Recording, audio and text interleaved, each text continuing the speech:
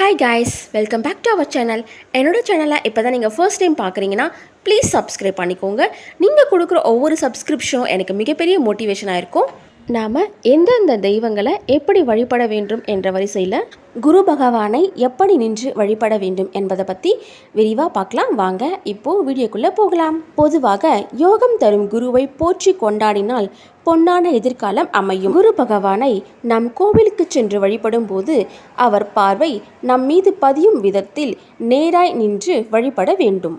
சனியை சாய்வாய் நின்று கும்பிடு, குருவை நேராய் நின்று கும்பிடு என்று ஜோதிட சாஸ்திரம் சொல்கிறது. அந்த அடிப்படையில் குருவின் சந்நிதியில் நேரில் நின்று வழிபட்டால் சீரும் சிறப்பும் செல்வாக்கும் நமக்கு வந்து சேரும்.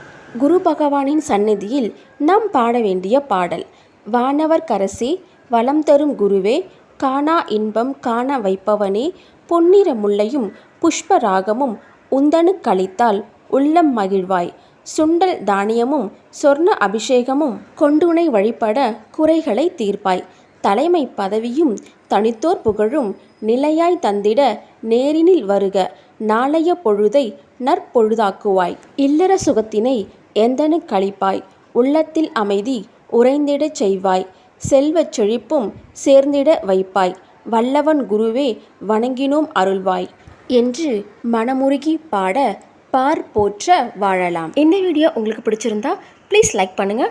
நீங்கள் கொடுக்குற ஒவ்வொரு லைக்கும் எனக்கு ரொம்ப முக்கியம். அதே மாதிரி சப்ஸ்கிரைப் பண்ணிவிட்டு பாருங்கள் ஃப்ரெண்ட்ஸ். நீங்கள் கொடுக்குற ஒவ்வொரு சப்ஸ்கிரிப்ஷனும் எனக்கு மிகப்பெரிய மோட்டிவேஷனாக இருக்கும். Thank you friends. இதே மாதிரி அடுத்த வீடியோவில் மீட் பண்ணலாம். அது வரைக்கும் பாய்.